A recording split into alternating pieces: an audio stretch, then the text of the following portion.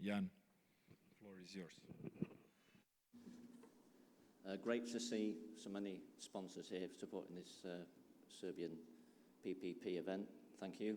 And thank you to the organisers for inviting me back again this year to address you. As Ned says, the UK is a very mature market.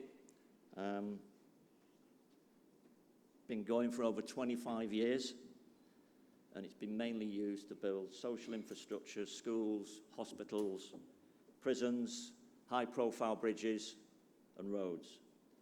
And currently there are over 700 P3 contracts in operation, and that amounts to about 70 billion worth of assets that's been used to build them. And the government will pay private companies around 230 billion euros until the 2040s. So we're talking big money. So what next?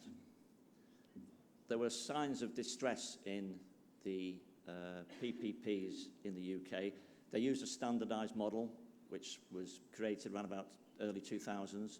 They upgraded it in 2012 and called it PF2. And since then, there haven't been that many new projects signed. We had obviously had the credit crunch in between, so that didn't help. So there were signs of distress there. And then there's an independent auditing body called the National Audit Office, and they scrutinise public spending for Parliament.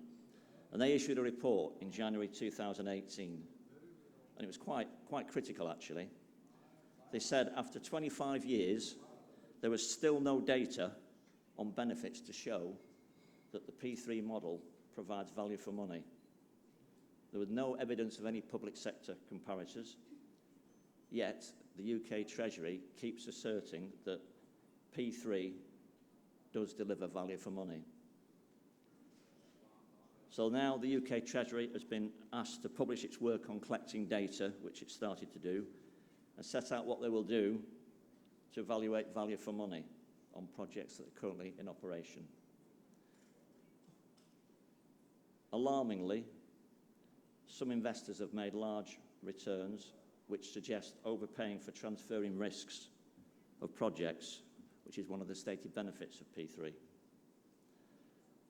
So the UK Treasury should set out more clearly the nature and level of the risks they consider appropriate that they should transfer to the private sector. There was also perceived inflexibility in contracts and profits made by secondary equity sales, not shared with the government. Industry has also argued that the procurement culture has focused solely on lowest cost, which has led to a poor quality product. The private sector has been accused of failing to communicate the value of P3 to the wider general public.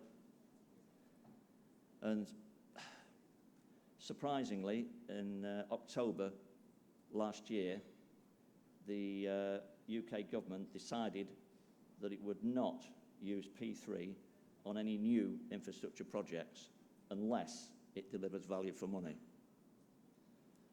So it's had its critics, both in and outside the construction industry.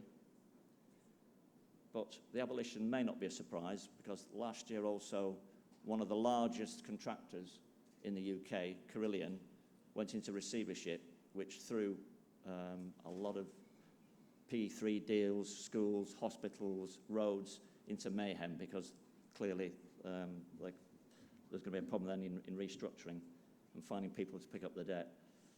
So that didn't help either. So my view is it might be a surprise, but it's going to be likely there's going to be a new model, because the UK still wants to spend about 300 billion up to 2021, and it cannot build that infrastructure without P3. It just doesn't have the capital budget. One idea raised is the use of crowdfunding for part of a project. That's an interesting concept. And also look again at the equity model. Because I say UK, mainly England, but Scotland, which is part of the UK, that runs a slightly different model to the English model, and it's called a non-profit distributing model. So investors put in loans, pay the loans back, the returns are capped, and then if there's any excess in profits, they're returned to nominated charities. Interesting. Turning now to elsewhere in Europe. I think it's been said earlier that most of the P3s have been implemented in the transport sector. And there was a recent survey by the European Court of Auditors on projects in France, Greece, Ireland and Spain. And this is what they found. There was an increased risk of insufficient competition, putting contracting authorities in a weaker negotiating position, which Yelena mentioned. Negotiation on aspects of a traditional procurement take up more time, which we've heard a number of times this morning. And they were subject to delays during construction and cost increases. But there was some good news. There were good levels of service and maintenance. And shock horror, guess what? P3 option chosen without comparative analysis, such as a public sector comparator, thereby demonstrating value for money and ensuring a level playing field. So we're getting the same story in Europe. The risk allocation was often inappropriate, incoherent, and high return for investors. So we're getting the same messages. So what needs to happen? Clearly, I think from the UK and certainly Western Europe, the private investment policy has lost its way. It needs to re-establish value for the taxpayer and look and get genuine transfer of risk. So what can we do? For the public sector, base P3 on sound comparative analysis. So let's have some public sector comparators. Clear policies and strategies.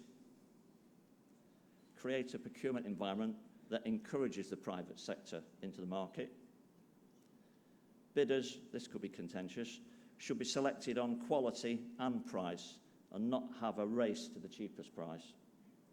Stand behind the legislation. Incentivise investment in long-term outcomes. And let's have more funding to prepare projects and to prepare governments for the demands. As mentioned before, the governments need more technical support. It's a huge leap from their usual business of public service, and they need extra help and advice to deliver a robust solution. I know there's a lot of lawyers in the room here, so this could be dangerous. Contracts need to be simpler. They tend to be over-lawyered, over-engineered structures. Legal documents can spell out what must go right, what happens when things go wrong, but they never tell you how to fix it. So leaders from each of the entities need to regularly share their interests and their concerns. So what can the private sector do? They need to drive new opportunities with ideas and investment. They need to innovate, to create new markets. There currently exists innovation, but not at the scale envisioned. They need to focus on social value alongside financial return. Industry has to do a better job to engage with the local community around projects and articulate the benefits to the society. They also need to be prepared to sacrifice short-term returns for longer-term gain. Also, they need to state interests such as building a reputation to win future P3 work and generating a profit openly and honestly. So what can they do together, the public sector and the private sector?